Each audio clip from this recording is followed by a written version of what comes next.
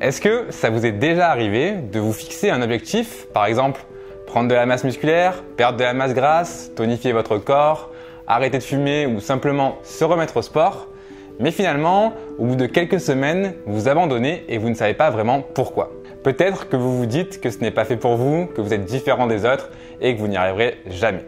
Alors rassurez-vous, ce n'est pas le cas. Vous aussi, vous pouvez réussir à atteindre vos objectifs et à être motivé sur le long terme. Pour cela, il vous faut simplement comprendre basiquement comment le cerveau humain fonctionne.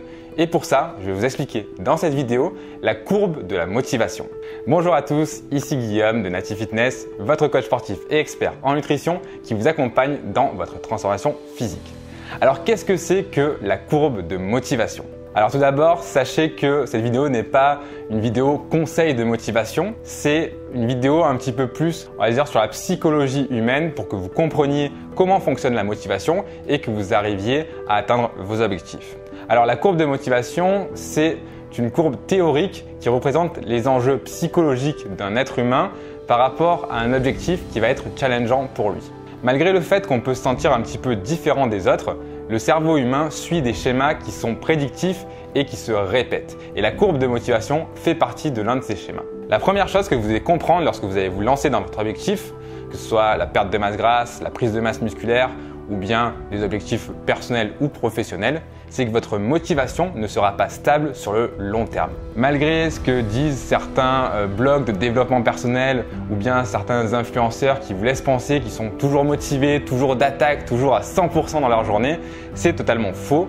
N'importe quel être humain peut avoir des périodes de baisse de motivation et des périodes où il est beaucoup plus motivé et c'est tout à fait normal. Donc ne culpabilisez pas avec ces fausses croyances et embrassez finalement votre humanisme en vous disant que parfois vous allez être démotivé et c'est là justement où il va falloir aller chercher de l'énergie pour faire les actions qui vont vous mener à votre objectif.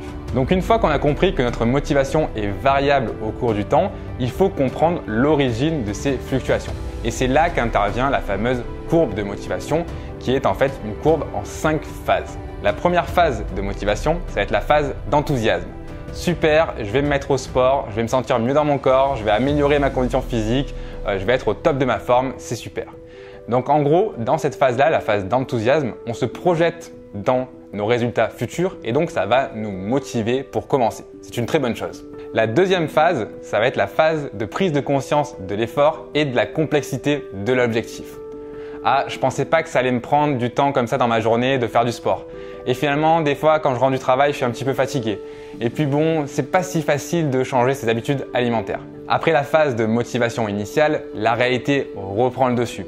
On fait face aux premiers obstacles, on se rend compte un petit peu de la difficulté de l'objectif et on peut se remettre en question sur son objectif et si on est légitime pour l'atteindre. La troisième phase, c'est la phase critique.